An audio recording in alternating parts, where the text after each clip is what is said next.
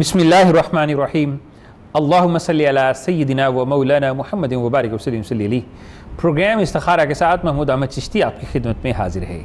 استخارہ سنت بھی ہے اور مسائل کا حل بھی، استخارہ عبادت بھی ہے اور اللہ سے ربط کا ذریعہ بھی۔ استخارہ ایک ایسا مذہبی اور روحانی پلیٹ فارم ہے جو آپ کے روحانی اور معاشرتی مسائل کا حل قرآن اور سنت کی روشنی میں پیش کرتا ہے۔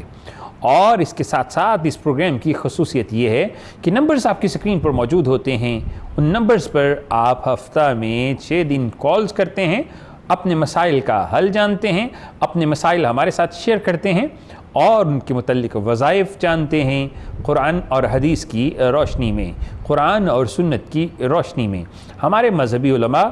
ہمارے پیران اعظام اور مفتیان کرام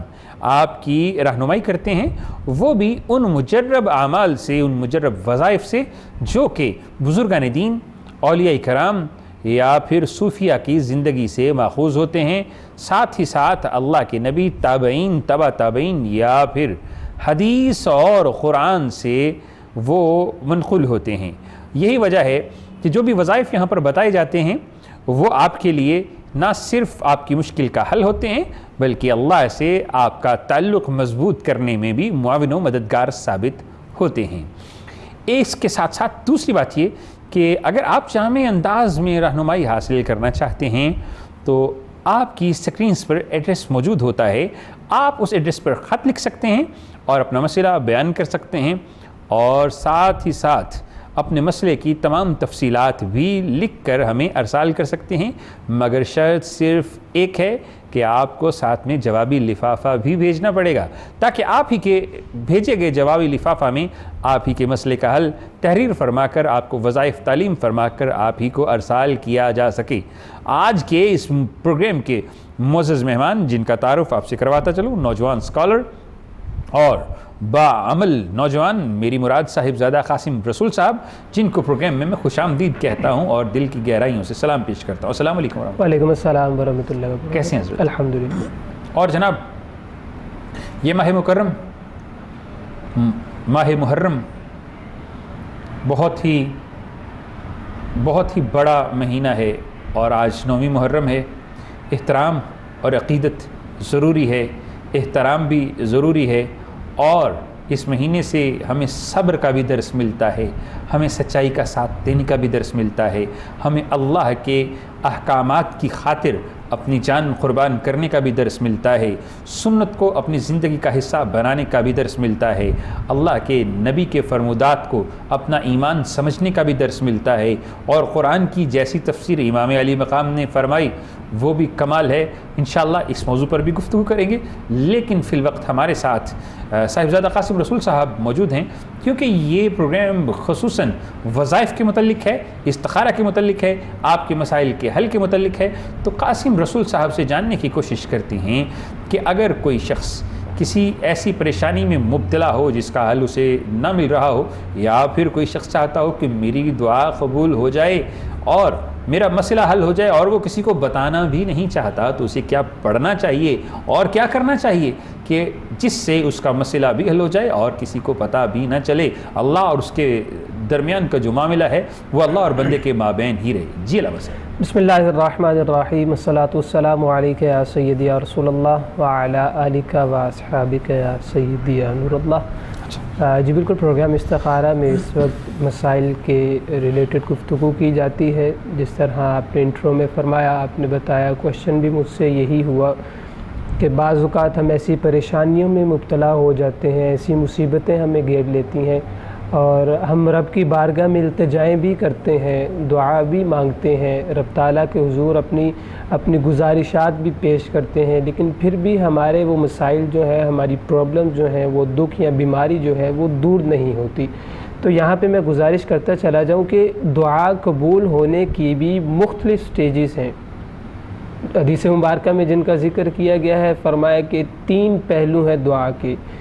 کہ بندہ مومن رب تعالیٰ کی بارگاہ میں التجا کر دیتا ہے، اپنی بیماری کی درخواست کر دیتا ہے، مولا اس بیماری میں مبتلا ہوں، میں چھٹکارا نصیب چاہتا ہوں، مولا اس پریشانی میں مبتلا ہوں، میں دور ہونا چاہتا ہوں، تو رب تعالیٰ کی ذات ایک موقع ایسا آتا ہے کہ اس کی دعا کو فوراً سے قبول کر لیا جاتا ہے اور جو چیز وہ طلب کر رہا ہوتا ہے، جو چیز وہ چاہتا ہے، رب تعالیٰ کی ذات اسے فوراً عطا کر دیتی ہے۔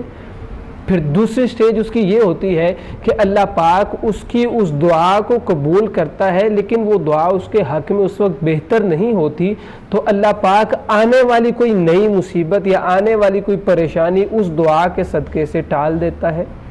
آنے والی بیماری کو اس دعا کے صدقے سے دور کر دیتا ہے۔ اور تیسری سٹیج یہ ہوتی ہے کہ بروز قیامت رب تعالیٰ کا وہ بندہ کیا دیکھتا ہے کہ اس کے سامنے نیکیوں کے پہاڑ لگا دیے گئے ہیں، نیکیوں کے انبار لگے پڑے ہیں۔ عرض کرتا ہے، پوچھتا ہے کہ اتنی زیادہ میری نیکیاں، مفہوم میں بیان کر رہا ہوں حدیث مبارکہ کا، تو اسے بتایا جاتا ہے ہاں بالکل، دنیا میں رہتے ہوئے تو رب کی بارگاہ میں التجائیں کیا کرتا تھا، تو اپنے رب کے حضور دعائیں کیا کرتا تھا، اس وقت وہ تیرے رب کو تو جو دعا کرتا تھا وہ قبول نہیں ہوتی تھی کیونکہ تیرے حق میں وہ بہتر نہیں تھی، تو آج کے روز کے لیے رب تعالیٰ نے تیری ان دعاؤں کو سنبھال کے رکھا تھا۔ یہ پہاڑ جیسی نیکیاں، اتنے انبار نیکیوں کے لگے ہیں، یہ ساری وہ دنیا میں مانگی ہوئی تیری دعائیں ہیں۔ اللہ پاک ان دعاؤں کو تیرے صدقے سے، ان نیکیوں کو قبول کرتے ہوئے تجھے جنت عطا فرما دے گا۔ تو یہ مختلف سٹیجز ہیں، ہم رب کی بارگاہ میں دعا کرتے ہیں اور چاہتے ہیں کہ فوراً سے دعا ہو اور فوراً سے دعا قبول بھی ہو جائے۔ یہاں پہ بزرگ فرمایا کرتے ہیں کہ آج ہمارے معاشرے کا المیہ یہ ہے، ہمارا حال یہ ہو گیا ہے کہ ہم گناہ کرتے ہیں اور پھر اس امید پہ ہوتے ہیں کہ اللہ پاک ہمیں اس گناہ کی سزا فوراً نہیں دے گا، اللہ پاک ہمیں سزا دے گا ہی نہیں، اور جب دعا مانگتے ہیں تو اس امید کے ساتھ مانگتے ہیں کہ اللہ پاک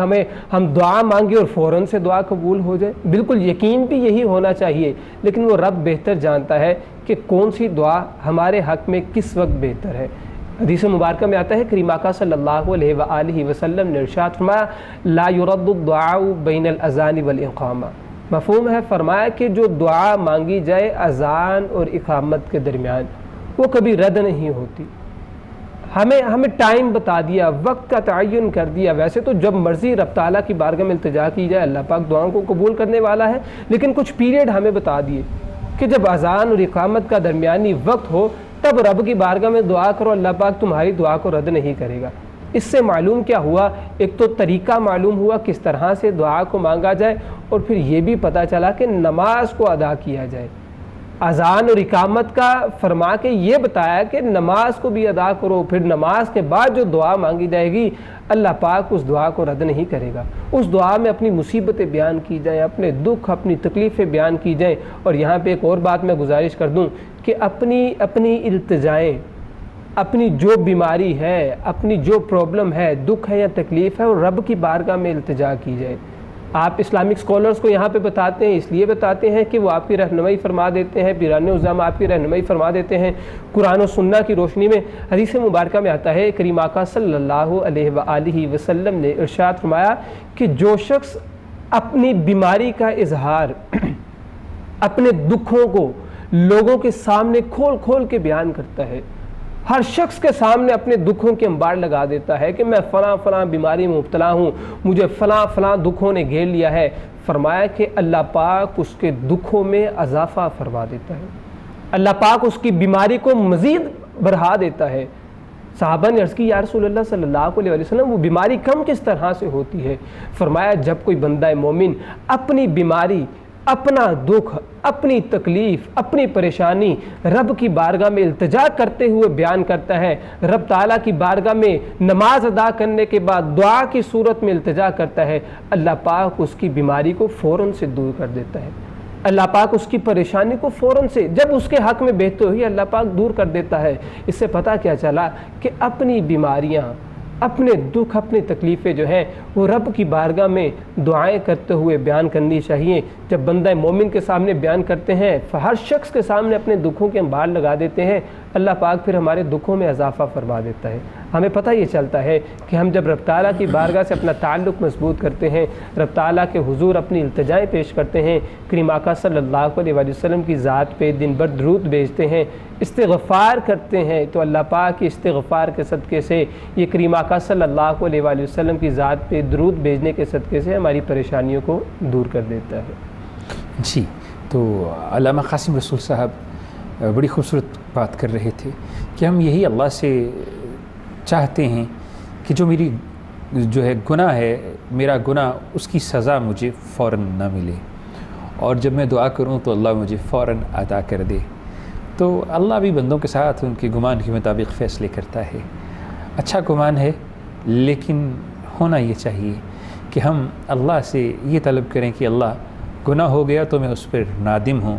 اور نیکی اگر کر لی ہے یا ہو گئی ہے تو اللہ تو نے توفیق عطا فرمائی، اب یہ اس قابل نہیں کہ تیری بارگاہ میں پیش کی جا سکے، لیکن رحمت کی ایک نظر سے اللہ تو اسے قبول فرما سکتا ہے۔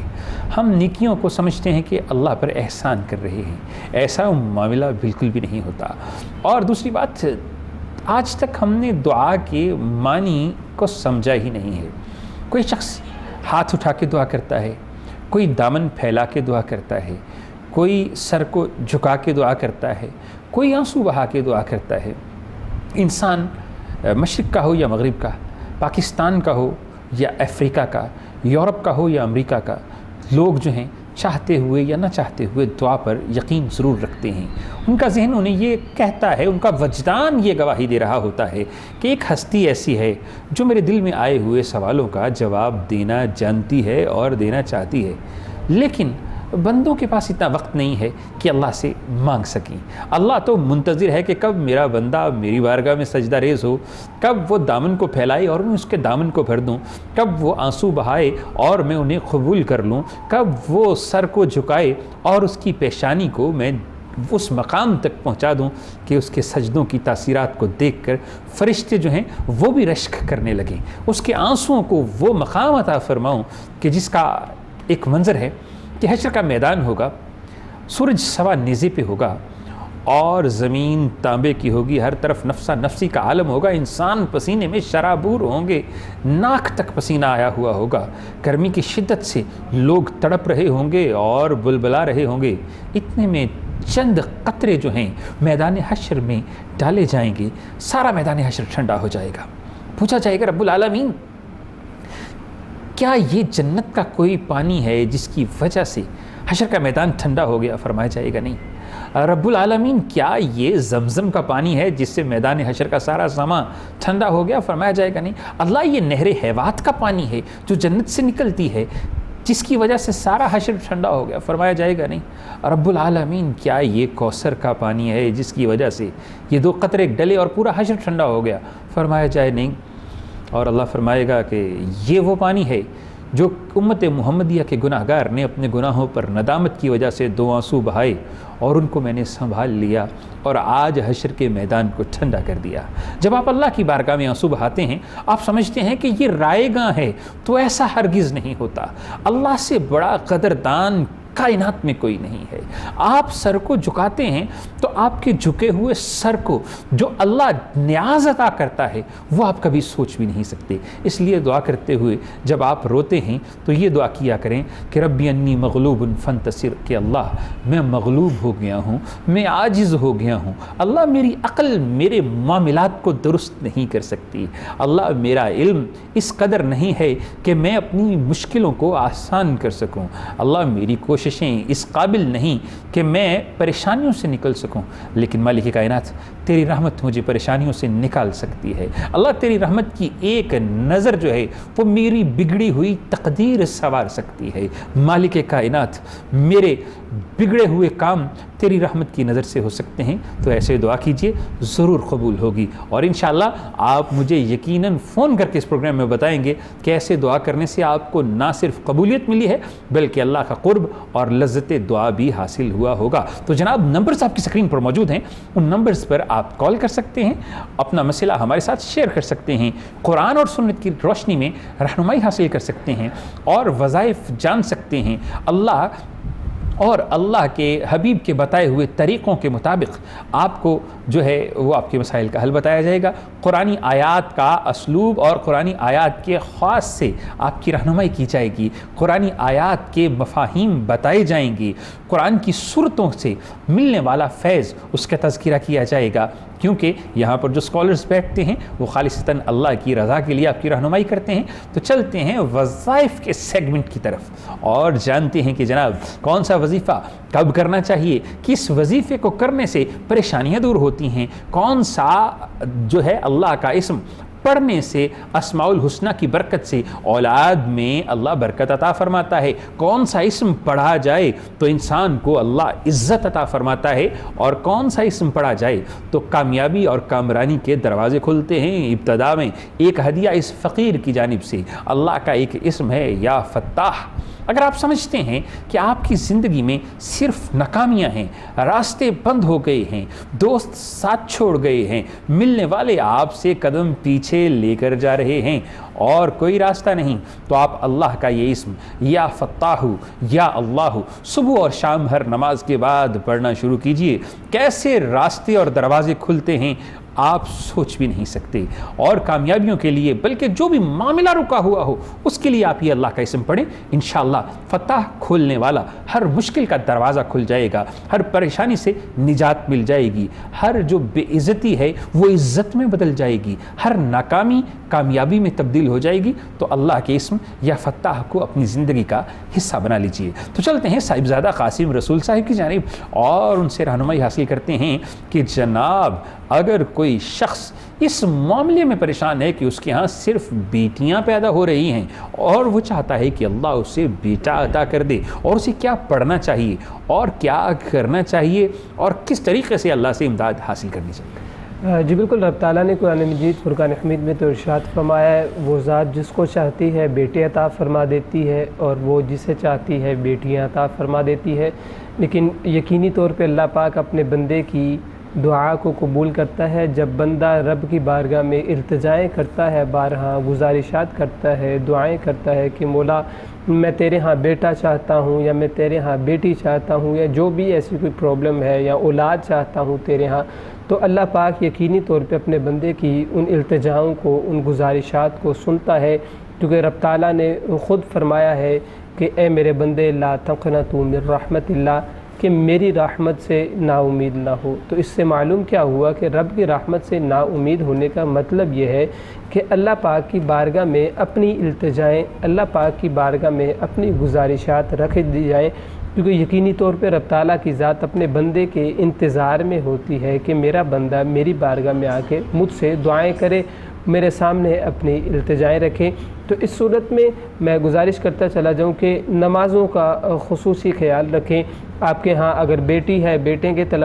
کے طلبگار ہیں تو آپ اپنی بیٹیوں کی پرورش بھی اچھی کریں۔ اگر بیٹے ہیں، بیٹیوں کے طلبگار ہیں تو بیٹوں کی پرورش بھی اچھی کریں، ان کی تربیت میں دین کو شامل کریں، ان کی بنیاد میں دین کو شامل کریں، تاکہ اللہ پاک نئی آنے والی جو نسل ہے ان سے دین کا کام لیتے رہیں۔ نمازوں کا خصوصی خیال رکھتے ہوئے نماز فجر کو ادا کرنے کے بعد سورہ ملک اور سورہ مزمل کی تلاوت کرنی ہے 2 مرتبہ،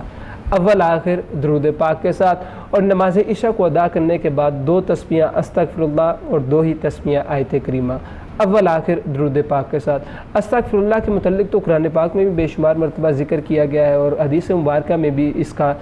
تذکرہ ہے، ذکر کیا گیا ہے کہ جو شخص استغفار کرتا ہے تو اللہ پاک اس کو ہر قسم کی مشکل، ہر قسم کی پریشانی سے چھٹکارا عطا فرما دیتا ہے۔ لیکن یہاں سوال پریشانی مشکل کا نہیں ہے، بلکہ یہاں تو طلب کی جا رہی ہے چیز، یہاں اولاد میں بیٹی طلب کی جا رہی ہے یا اولاد میں بیٹا طلب کیا جا رہا ہے۔ تو استغفار کرنے کی برکت یہ ہے، استغفار کرنے کا فائدہ یہ ہے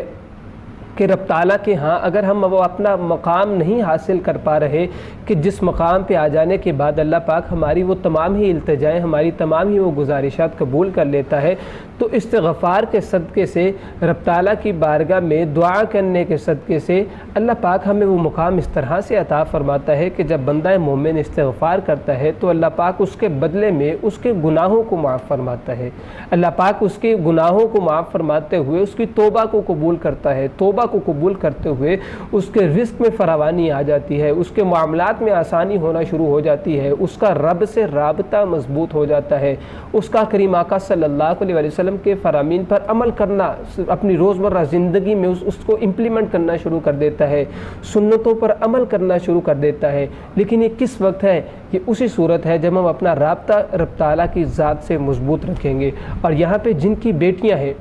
جو اولاد والے ہیں اللہ پاک ان کی اولاد کو ان کے فرما بردار بنائے، جو بیٹیوں کے طلبگار ہیں اللہ پاک انہیں بیٹیاں عطا فرمائے، جو بیٹوں کے طلبگار ہیں رب تعالیٰ کی ذات انہیں بیٹے عطا فرمائے۔ یہاں پہ بیٹیوں کی پرورش کے متعلق کریم آقا صلی اللہ علیہ وآلہ وسلم کا فرمان ایک میرے ذہن میں آیا کہ کریم آقا صلی اللہ علیہ وآلہ وسلم نے ارشاد فرمایا، اگر کالر نہیں ہے تو میں کریم آقا صلی اللہ علیہ وآلہ وسلم نے ارشاد فرمایا، حدیث مبارکہ کا مفہوم ہے کہ جس نے اپنی 2 بیٹیوں کی پرورش اچھی طرح کی، فرمایا جس نے 2 بیٹیوں کی پرورش، یہاں پہ حدیث مبارکہ میں 1 کا ذکر بھی ہے، کسی جگہ پہ 3 کا ذکر بھی ہے، لیکن جو میں حدیث مبارکہ بیان کر رہا ہوں کریم آقا صلی اللہ علیہ وآلہ وسلم نے ارشاد فرمایا کہ جس نے اپنی بیٹیوں کی 2 بیٹیوں کی اچھی طرح پرورش کی، اچھی طرح ان کی تربیت کی، تربیت کرنے کے بعد جب وہ بالغ ہوئی اس کے بعد ان کی شادی کر دی، تو کریم آقا صلی اللہ علیہ وآلہ وسلم نے ارشاد فرمایا ایسا بندہ مومن بروز قیامت میرے ساتھ اس طرح سے ہوگا جس طرح یہ 2 انگلیاں ہیں۔ فرمایا جس نے بیٹیوں کی پرورش اچھی کی، تربیت اچھی کی، اسی طرح بیٹوں کی بھی ہے۔ حدیث مبارکہ میں آتا ہے کہ کریم آقا صلی اللہ علیہ وآلہ وسلم نے ارشاد فرمایا ادبوا اولادکم علی 3 خصال، فرمایا کہ اپنی اولاد کو 3 چیزیں سکھاؤ، 3 باتیں ان کے خون میں، ان کی رگ رگ میں رچا دو، مفہوم ہے۔ اب وہ 3 باتیں کون سی ہیں؟ اب وہ جو 3 باتیں ہیں یہاں پہ آج کا جو ہمارا ٹاپک ہے، یا آج جو جس ماہ مبارک میں ہم گزر رہے ہیں، جو ماہ مبارک ہمیں ملا ہے، یہ محرم الحرام کا مہینہ ہے، اور آج 9ویں محرم، آج شہدائے کربلا کا معاملہ بھی سب کے سامنے ہے، آج اہل بیت سے محبت کس طرح سے کرنی ہے ہر پلیٹ فارم سے ہمیں سکھایا جا رہا ہے۔ تو کریم آقا صلی اللہ علیہ وسلم کا فرمان بھی ہمیں یہی سکھاتا ہے، فرمایا اولاد کی تربیت اچھی کرو، اولاد کو 3 چیزیں سکھاؤ۔ سب سے پہلی چیز حب نبیکم، فرمایا کہ میری محبت اپنے اولاد کے دل میں بسا دو۔ دوسرے نمبر پہ جو ارشاد فرمایا کہ وحب اہل بیت، اہل بیت کی محبت اپنی اولاد کو سکھاؤ، اہل بیت کی محبت اپنی اولاد کے رگ رگ میں رچا دو۔ محبت کیا ہے؟ آج ہم واقعہ کربلا بے شمار مرتبہ سن بیٹھے، سننا بھی چاہیے، اپنی اولاد کو سنانا چاہیے، بتانا چاہیے کہ کربلا میں ہوا کیا۔ آج کیا ہی خوب بات ہے کہ واقعہ کربلا سننے کے بعد جس وجہ سے واقعہ کربلا ہوا، کس طرح دین پر پہرا دیا، کس طرح دین پر عمل کرتے ہوئے اپنی زندگیاں قربان کی، کس طرح شہادت نوش فرمائی، آج ہم وہ طریقہ کیوں نہیں امپلیمنٹ کرتے اپنی لائف پہ؟ واقعہ کربلا سے ہمیں بے شمار چیزیں سیکھنے کو ملی۔ ایک چیز یہ بھی تھی کہ نماز کو نہیں چھوڑا۔ نماز کی حالت میں کیا ہوا ہمارے سامنے سب کچھ موجود ہے۔ آج یقینی طور پہ سبھی محبین ہیں، سبھی محبت کرتے ہیں اہل بیت سے۔ دیکھنا یہ ہے کیا ہم نماز بھی ادا کرتے ہیں؟ ہم مطلب میرے کہنے کا کہ میں ہر شخص اپنا انالیسس کرے، اپنے آپ کو ایویلویٹ کرے، کیا میں نماز ادا کرتا ہوں؟ میں اہل بیت سے محبت تو کرتا ہوں، میں کریم آقا صلی اللہ علیہ وسلم سے محبت تو کرتا ہوں، اور تیسرے نمبر پر ارشاد میں اپنی اولاد کو کیا سکھاؤ؟ وتلاوت القرآن، قرآن پاک کی تلاوت سکھاؤ۔ پتہ چلے کہ قرآن میں رب کی ذات نے بیان کیا ہے، ترجمے کے ساتھ پتہ چلے کہ رب تعالیٰ کی ذات نے ہمیں کس طرح سے زندگی گزارنے کا حکم دیا ہے۔ تو آج اگر ہم چاہتے ہیں کہ ہماری اولادیں ہمارے تابع ہوں، ہماری اولادیں ہمارے فرما بردار ہوں، ہر والدین یہی چاہتے ہیں، تو ہمیں کیا کرنا ہوگا؟ کریم آقا صلی اللہ علیہ وآلہ وسلم کے فرامین پر عمل کرنا ہوگا، کریم آقا صلی اللہ علیہ وسلم کے بتائے ہوئے احکامات پر ہمیں عمل پیرا ہونا۔ جی، تو علامہ صاحب آپ کے ساتھ بڑی خوبصورت اور نفیس انداز میں گفتگو فرما رہے تھے کہ کیا ہمیں درس ملتا ہے اس واقعہ کربلا سے، اور پھر اہل بیت کی محبت کے متعلق بھی فرمایا، اور پھر ایک بڑی خوبصورت بات کی کہ ہم اللہ کی طرف توجہ نہیں کرتے، وہ تو حی القیوم اور منتظر ہے، وہ بندوں کا انتظار کرتا ہے کہ کب بندہ میری بارگاہ میں حاضر ہو اور میں اسے نواز دوں، کب بندہ دامن پھیلائے اور میں اسے کے دامن کو بھر دوں، کب بندہ اپنے جھولی کو پھیلائے اور میں اس کی جھولی میں گوہر مراد ڈال دوں۔ تو میں تذکرہ کر رہا تھا اللہ کا اسم جس کا تذکرہ آج ہم کر رہے ہیں، یا فتاح، کھولنے والا، یہ میرا ذاتی اور مجرب عمل ہے جو میں پرسنلی کرتا ہوں، آپ کے لیے تحفہ کے طور پہ پیش کر رہا ہوں۔ اللہ کا ایک اسم یا فتاح کا ایک خاص عمل ہے، یا فتاح الذی یفتح لہ کل باب، یا فتاح اے کھولنے والے، الذی اللہ کھول دے، یفتح کھول دے، لہو کل باب سارے دروازے، آپ یا فتح الذی یفتح لہ کل باب کہ اے کھولنے والے مالک، اے کھولنے والے اللہ، کھول دے سارے دروازے۔ اس کی تسبیح بھی روزانہ کر سکتے ہیں اگر آپ اسے پڑھنا شروع کر دیں۔ سارے دروازے، کون سے دروازے؟ اگر آپ عزت کے طلبگار ہیں تو عزت کا دروازہ کھل جائے گا، اگر آپ رزق کے طلبگار ہیں رزق کا دروازہ کھل جائے گا، اگر آپ صحت کے طلبگار ہیں صحت کا دروازہ کھل جائے گا، اگر آپ جو ہیں وہ اللہ سے مرتبے کے طلبگار ہیں آپ کو مرتبہ مل جائے گا، اگر آپ مقام کے طلبگار ہیں آپ پہ اللہ جو ہے وہ مقام کے دروازے کھول دے گا، اگر آپ زمین کے طلبگار ہیں تو اللہ آپ کو زمین کا مالک بنا دے گا، زمین کا دروازہ آپ پر کھول دے گا، اگر آپ بے گھر ہیں اور چاہتے ہیں کہ آپ کو گھر مل جائے تو اللہ گھر کے دروازے آپ پر کھول دے گا، اگر آپ بے اولاد ہیں تو اللہ اولاد کے دروازے آپ پر کھول دے گا، اگر آپ بے قوت ہیں کمزور ہیں معاشرتی طور پر تو اللہ معاشرتی طور پر جو ہے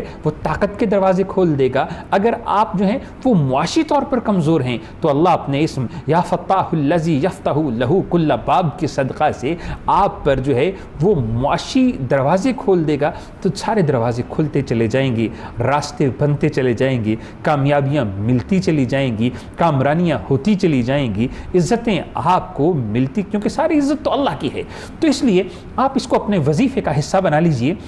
اپنی زندگی کا اپنا خاصہ بنا لیجئے، صبح اور شام اللہ کو اس نام سے پکاریے، اللہ سے التجا کیجئے کہ اللہ میرے اوپر سارے دروازے کھول دے، تو زیادہ جانتا ہے کہ کائنات میں کون کون سے دروازے ہیں، مجھے تو صرف اتنا پتا ہے کہ رزق بھی ہے، صحت بھی ہے، عزت بھی ہے، شہرت بھی ہے، دولت بھی ہے، مرتبہ بھی ہے، مقام بھی ہے، لیکن اللہ اس سے آگے تو میرے الفاظ میرا ساتھ نہیں دیتے، لیکن تیری رحمت کے دروازے تو اتنے ہیں کہ جنہیں گنا بھی نہیں جا سکتا۔ اسی لیے اللہ کے اسم یا فتح کو اپنی زندگی کا حصہ بنا لیجئے اور اسے پکاریے، ایسے پکاریے جیسا کہ پکارنے کا حق ہے، وہ منتظر ہے اور وہ چاہتا ہے کہ میرا بندہ میری بارگاہ میں آئے، لیکن بندے ہیں کہ دنیا سے وقت نہیں ملتا، دوستوں سے وقت نہیں ملتا، اور تعلق داروں سے وقت نہیں ملتا،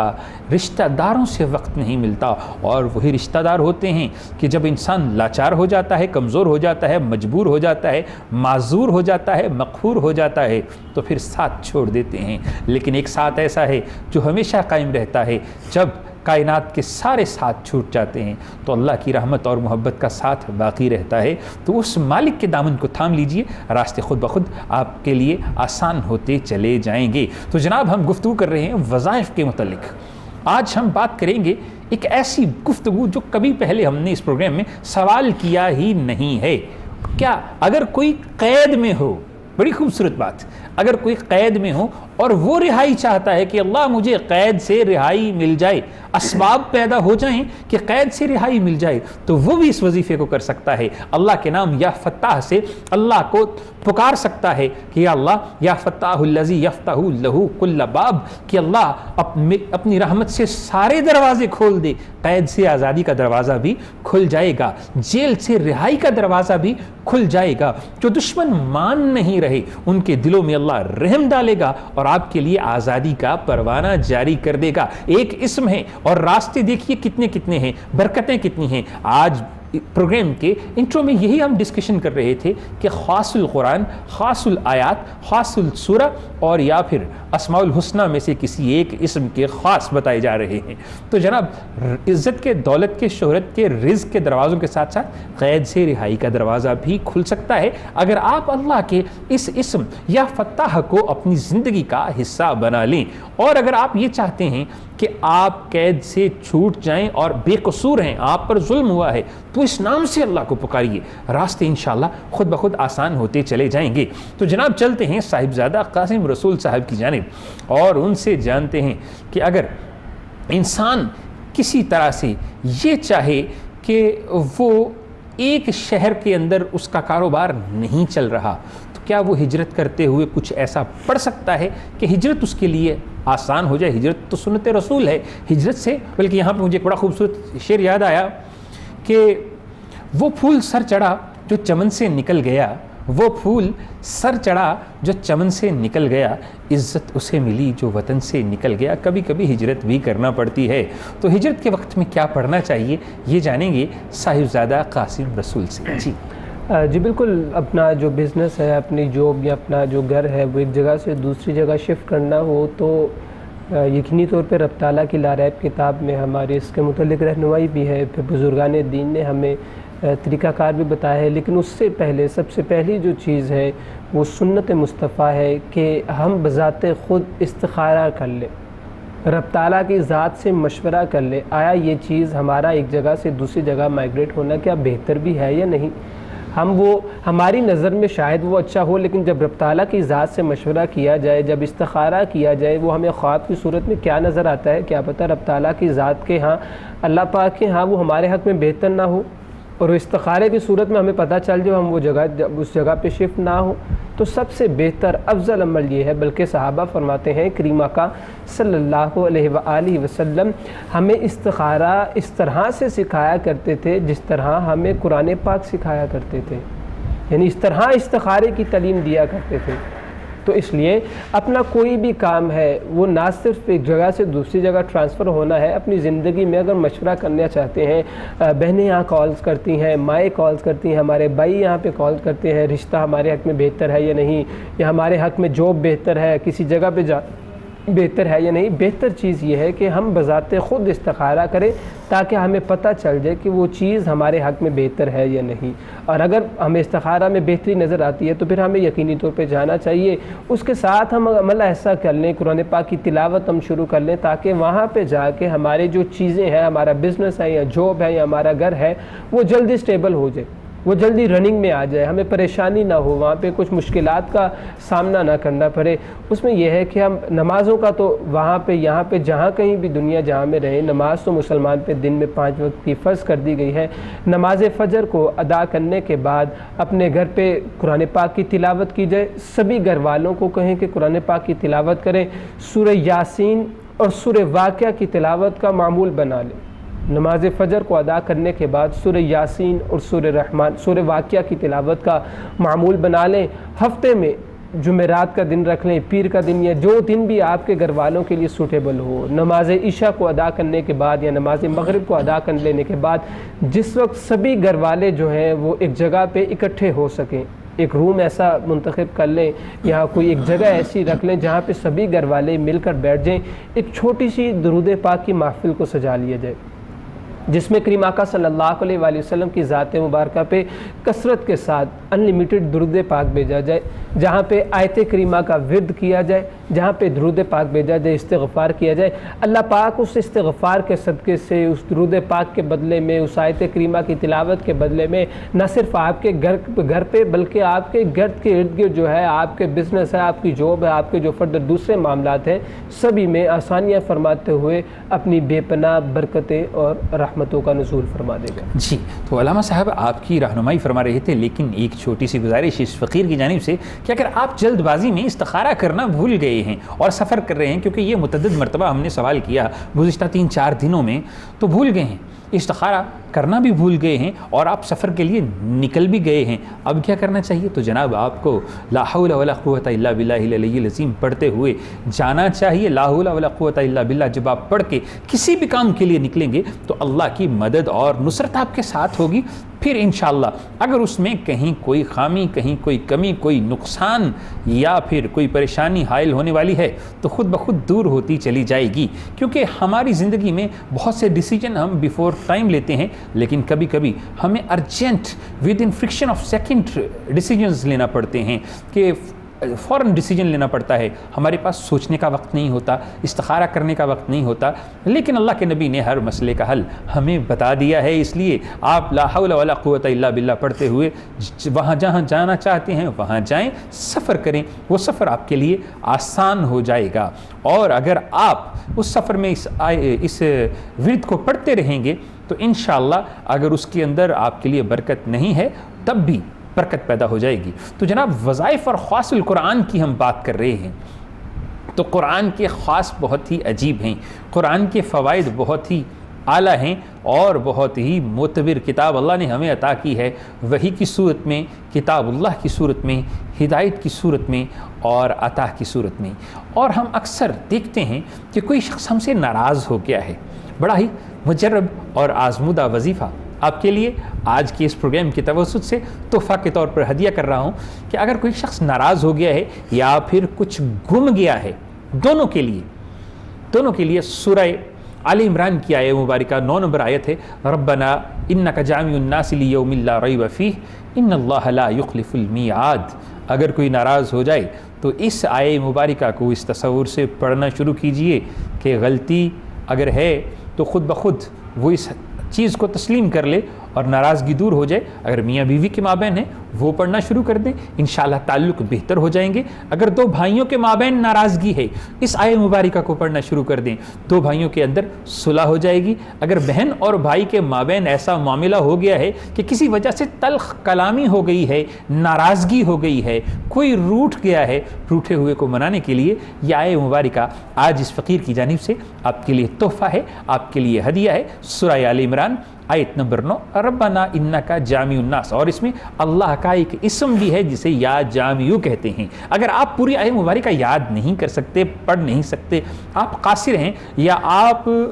جو ہیں وہ حافظ نہیں ہے یا یاد نہیں کر پا رہے، تو اللہ کا اسم صرف یا جامع بھی کسی کا تصور کر کے پڑھنا شروع کر دیا جائے تو روٹھا ہوا مان جائے گا، دل میں رحم پیدا ہو جائے گا، دل میں ایک دوسرے کے لیے جو ہے وہ توجہ پیدا ہونا شروع ہو جائے گی۔ یہ ہے اسماء الحسنہ کا بالخصوص ایسا عمل، اسماء الحسنہ میں سے ایک اسم کا عمل جو آپ کے لیے بڑا ہی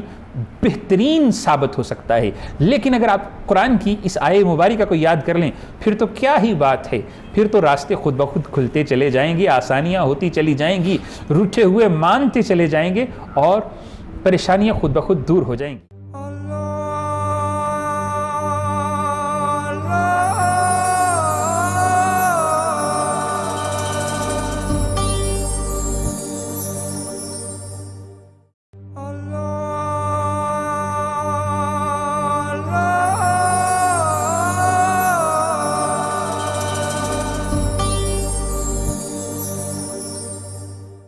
اور چلتے ہیں صاحبزادہ قاسم رسول صاحب کی جانب اور ان سے جانتے ہیں کہ جناب اگر ایسے ہی کوئی ایسا میاں بیوی کا جوڑا ہو جن کے مابین ناراضگی ہو یا پھر محبت نہ ہو تو محبت پیدا کرنے کے لیے کون سا عمل کرنا چاہیے، کون سا لفظ، کون سا حرف، کون سا وظیفہ، کون سا اسم یا پھر آیت پڑھنی چاہیے کہ محبت بھی ہو جائے اور ہم آہنگی بھی رہے اور اللہ کسی کے گھر میں سکون بھی پیدا کر دے؟ بسم اللہ الرحمن الرحیم۔ جی بالکل، اکثر ہمارے ہاں ایسا ہوتا ہے، ہمارے ہاں تو نہیں الحمدللہ، لیکن کوئی 100 میں سے 5% کو دیکھنے میں آتا ہے، ایسا ہوتا ہے کہ میاں اور بیوی کے آپس میں نہیں بنتی۔ کوئی وجوہات ہوتی ہیں، کچھ باتیں ایسی ہوتی ہیں، ہم بھی یہاں بیٹھے بارہا گزارش کرتے ہیں کہ لائف کو گزارنا ہے تو آپس میں کمپرومائز کرنا پڑتا ہے۔ دوسرے لفظوں میں، آسان لفظوں میں سمجھایا جائے کہ کبھی کسی کی سن لی اور کبھی اپنی منوا لی۔ اس طرح سے معاملہ جو ہے ہم اپنی لائف میں امپلیمنٹ کریں تو تبھی ہم زندگی گزار سکتے ہیں۔ لیکن ابھی جو کوشچن کیا تھا قبلہ نے، آپ فرما رہے تھے کہ میاں اور بیوی کا آپس میں اتفاق، پیار اور محبت کا نہ ہونا، اس کے 2 نقصانات ہیں۔ ایک تو وہ اپنی لائف کو ڈسٹرب کرتے ہیں اور دوسرا یہ کہ وہ جو اپنی اولاد ہے، کیونکہ ہم اکثر ابھی تک یہی سنتے آئے ہیں کہ اولاد جو ہے والدین کے بولنے سے، والدین کے کہنے سے اتنا نہیں سیکھتی جتنا ان کے کریکٹر سے سیکھتی ہے، کہ جتنا ان کے کردار سے سیکھتی ہے، کہ جتنا ان کے عمل سے سیکھتی ہے۔ اگر والدین کا آپس میں اتفاق پیار نہ ہو تو اولاد پہ برا اثر جاتا ہے، کہ اولاد جب جوان ہوگی یا اولاد فور دی ٹائم بینگ وہ شاید خوف کی وجہ سے نہ بولے، لیکن کچھ وقت کے بعد اولاد جو ہے وہ نافرمان ہوتی چلی جائے گی۔ تو اس صورت میں ہمیں کرنا کیا ہوگا؟ اگر کوئی ہمارے ایسے بھائی یا ہماری کوئی ایسی بہنیں موجود ہیں، ہمیں دیکھ یا سن رہی ہیں کہ جن کے گھروں میں آپس میں اتفاق، پیار اور محبت نہیں ہے، تو میں نے ایک مرتبہ پہلے بھی گزارش کی تھی کہ میرے والد صاحب اکثر فرمایا کرتے ہیں کہ ایسے معاملات میں کرنا کیا چاہیے کہ اگر بیوی یہ خواہش رکھتی ہے کہ میرا جو شوہر ہے وہ مجھ سے پیار کرے اور وہ ایسا کرتا نہیں ہے، یا اگر کوئی مرد ایسا ہے، کوئی شوہر ایسا ہے، وہ چاہتا ہے کہ جو میری بیوی ہے ہم آپس میں اتفاق پیار سے رہیں، لیکن ایسا ہوتا نہیں ہے، تو اسے کیا کرنا ہوگا؟ بیوی کو چاہیے کہ وہ شوہر کے گناہوں کی بخشش رب کی بارگاہ میں کرے، شوہر کو چاہیے کہ وہ بیوی کے گناہوں کی بخشش رب کی بارگاہ میں کرے۔ جب آپس میں ایک دوسرے کے گناہوں کی بخشش رب کی بارگاہ میں کریں گے تو اللہ پاک جب ان کے اس دعا کو، ان کے اس عمل کو دیکھتے ہوئے، ان کے اس کریکٹر کو دیکھتے ہوئے جب دیکھے گا رب تعالیٰ کی ذات، اللہ پاک دیکھے گا کہ میرا بندہ مجھ سے کس طرح کس کے بارے میں دعا طلب کر رہا ہے، تو اللہ پاک آٹومیٹکلی شوہر کے دل میں بیوی کی محبت کو ڈال دے گا، بیوی کے دل میں شوہر کی محبت کو ڈال دے گا۔ اس طرح کرنے سے ہوگا کیا؟ پھر جو اولاد ہوگی اللہ پاک اس اولاد کو دیندار بنائے گا، کیونکہ جب والدین کی بنیاد میں، والدین کے عمل میں شامل ہوگا ایک دوسرے کے گناہوں کی بخشش طلب کرنا، رب کے حضور اپنے گناہوں کی بخشش طلب کرنا، ہر چیز رب تعالیٰ کی بارگاہ سے طلب کرنی، تو یقینی طور پہ اللہ پاک سبھی معاملات کو آسان فرما دے گا۔ اور اس کے ساتھ ساتھ اپنے گھر پہ قرآن پاک کی تلاوت کی جائے، نماز کو ادا کیا جائے، اور یہ جو میں نے ایک عمل بتا دیا ہے کہ ایک دوسرے کے گناہوں کی بخشش طلب کرنا۔ آج اگر کوئی دوست چاہتا ہے کہ میرا جو فلاں دوست ہے اس کی میرے ساتھ اچھی نہیں ہے، میں چاہتا ہوں کہ ہماری گیدرنگ اچھی ہو، تو کرنا کیا ہوگا؟ ہم ایک دوسرے کے گناہوں کی بخشش طلب کرنا شروع کر دیں، ہم اس کی ترقی کی دعا کرنی شروع کر دیں، اس کی کامیابی کی دعا کرنی شروع کر دیں، وہ ہماری کامیابی کی دعا کرنی شروع کر دے۔ اللہ پاک یقینی طور پہ اس محبت کو دیکھتے ہوئے، اس پیار کو دیکھتے ہوئے اللہ پاک دونوں کو کامیابی عطا فرماتے ہوئے دونوں سے کوئی دین کا کام ضرور لے گا۔ تو اس لیے ہمیں چاہیے کہ ہم اپنی لائف کو کریم آقا صلی اللہ علیہ وآلہ وسلم کے بتائے ہوئے فرامین پر عمل کرتے ہوئے گزاریں۔ جی، تو علامہ صاحب آپ سے جو گفتگو کر رہے تھے بڑی خوبصورت بات کی کہ یہ ہوتا ہے اخلاص، کہ آپ ایک دوسرے کے گناہوں کی اللہ سے توبہ کریں، یہ ہوتا ہے رشتوں کی سچائی۔ اگر رشتے سچے ہو جائیں تو مسئلے خود بخود حل ہوتے چلے جائیں گے۔ آج کا یہی درس ہے کہ جو بھی رشتہ آپ کا کسی کے ساتھ ہو، دوستی کا ہو، میاں اور بیوی کا ہو، اولاد ماں اور بیٹے کا ہو، بیٹی اور ماں کا ہو، جو بھی رشتہ آپ کا کسی کے ساتھ ہو، اس میں اگر سچائی آ جائے، اخلاص آ جائے تو محبت بھی پیدا ہو جاتی ہے۔ اسی کے ساتھ ہی آپ اپنے میزبان محمود احمد چشتی کو اجازت دیجیے اور دعاؤں میں یاد رکھیے گا۔ اللہ حافظ، اور میں جناب صاحبزادہ قاسم رسول صاحب سے دعا کی گزارش کروں گا۔ امین اللہم صلی علی سیدنا و مولانا محمد وعلی آل سیدنا و مولانا محمد و اصحاب سیدنا و مولانا محمد و بارک وسلم علیہ۔ مالک مولا، جتنے کالرز نے آج ہمیں جوائن کرنا چاہا نہ کر سکے، مولا ان سبھی کی پریشانیوں کو دور فرما۔ مولا جو ہمیں دیکھ رہے تھے، سن رہے تھے، جو بہنیں دیکھ رہی تھیں، سن رہی تھیں، اگر ان کے رشتوں کے معاملات ہیں ان میں آسانیاں فرما، جو بھائی دیکھ رہے تھے، سن رہے تھے، رشتوں کے معاملات ہیں آسانیاں فرما۔ مولا کوئی بیمار تھا تو صحت کاملہ عطا فرما، امت مسلمہ میں جو جہاں کہیں بیمار ہے انہیں صحت کاملہ عطا فرما۔ مولا پروگرام استخارہ کی اس ٹیم کو کامیابیاں عطا فرما، مولا ان کے اونر کو کامیابیاں عطا فرما، ان سب کی کمائیوں میں برکتیں عطا فرما، مولا ان کی اولادوں کی خیر فرما۔ لا الہ الا انت سبحانک انی کنت من الظالمین، وصلی اللہ تعالی علی رسول خیر خلقہ محمد وعلی آلہ وصحبہ اجمعین برحمتک۔